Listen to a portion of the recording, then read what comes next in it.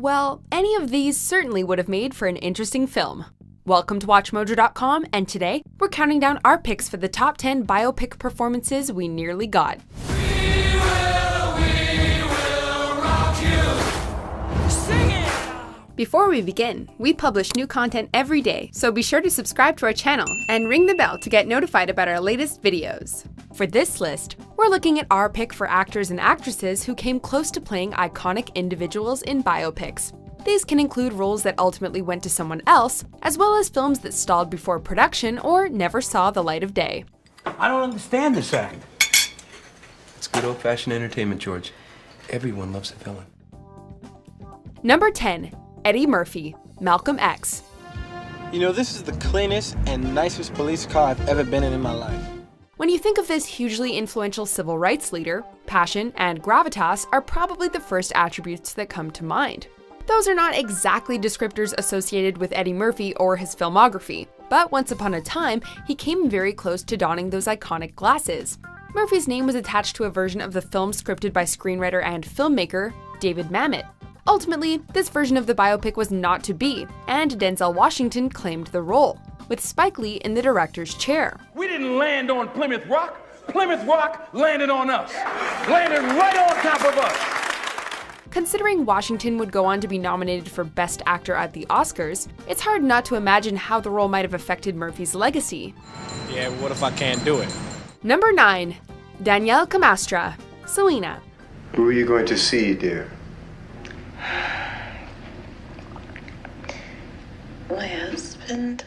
You probably didn't know this actress and producer by name, but had things played out a little differently during the casting of 1997's Selena, you likely would have. Just 17 years old at the time, Camastra was one of 26,000 actresses vying to play the famed Queen of Tejano music. Despite the odds and her relative inexperience, Camastra landed among the top 7 finalists. She was in fact the favorite of the late singer's father, Abraham Quintanilla. In the end, it reportedly got down to her and Jennifer Lopez, the latter claiming the role. Still, we can't help but wonder how the film would have turned out with an unknown lead. I may not be streetwise and all that, but at least I know not to be that dumb. Number 8. Keira Knightley, Coco Chanel.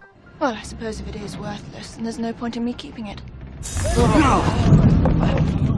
Keira Knightley is no stranger to period pieces. From Pirates of the Caribbean to Pride and Prejudice, she's proven that she can shine in any era and any character type.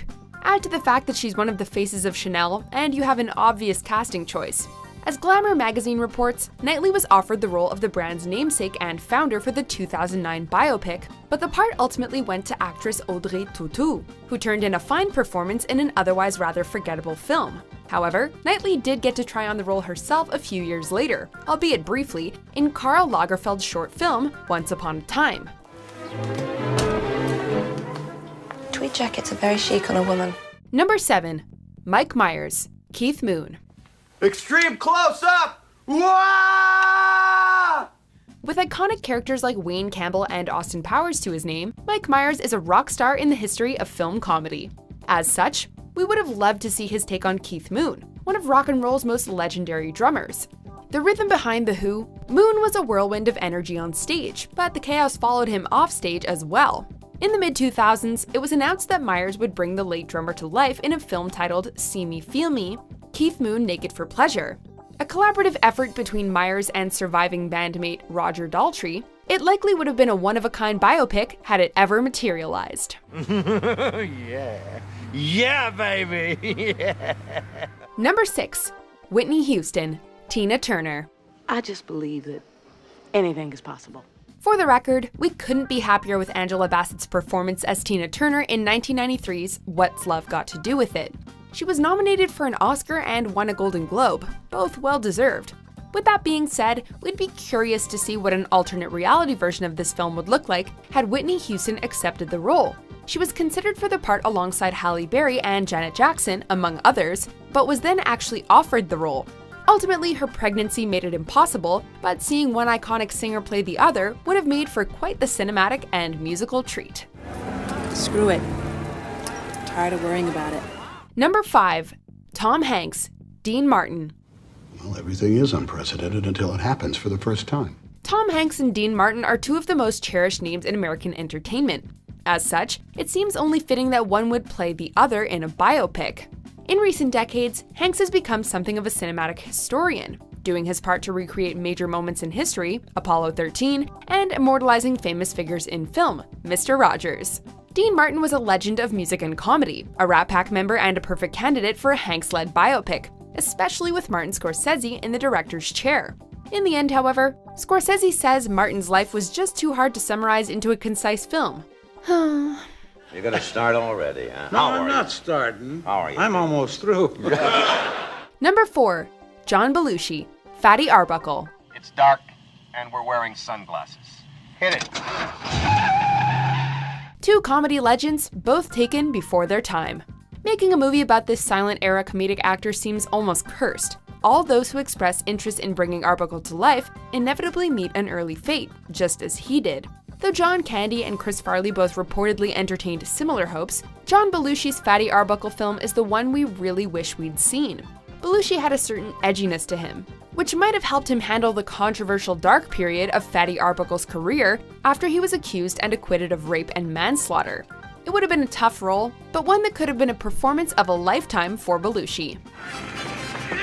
Stop that, please!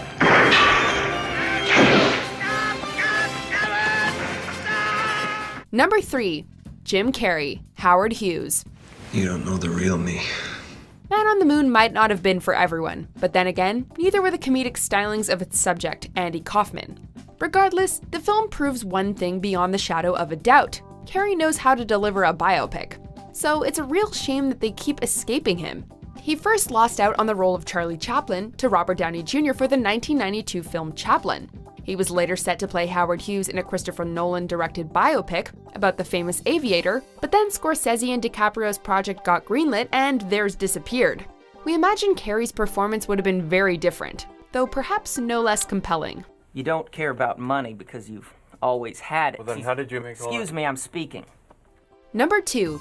Tom Hardy, Elton John. But you know what? You can take a situation and you can draw a circle around it and find a way to work something out. Seriously, is this actor even capable of turning in a bad performance? From humble beginnings playing a minor role in Black Hawk Down, Hardy has built a rock-solid resume overflowing with phenomenal performances. Say what you will about Venom, his erratic take on Eddie Brock and the symbiote is worth the price of admission. Eyes, lungs, pancreas, so many snacks, so little time. Whatever the role, he throws himself in head first and consistently delivers. All that to say, his take on Sir Elton John likely would have made for one truly unforgettable biopic. Hardy's legend co-star Taron Egerton has proven himself a more than capable leading man, but will always be haunted by the Tom Hardy version of Rocketman that nearly was. Number 1. Sacha Baron Cohen, Freddie Mercury. A Freddie Mercury biopic has long been in the works. And throughout much of that period of gestation, we were under the impression that it was Sacha Baron Cohen who'd be bringing the Queen singer to life. Sadly, creative differences over the direction of the film ultimately saw Cohen leave the project. He reportedly disagreed with the wishes of Queen bandmates that the film on them after Freddie's death, and toned down depictions of Mercury's partying. Rami Malek is an incredibly talented actor who seemingly shines in the role, but after so much anticipation for Cohen's take on Mercury, we'll always wonder. So now what? This is when the operatic section comes in. Oh, the operatic section, yeah. Do you agree with our picks? Check out these other great clips from WatchMojo, and be sure to subscribe and ring the bell to be notified about our latest videos.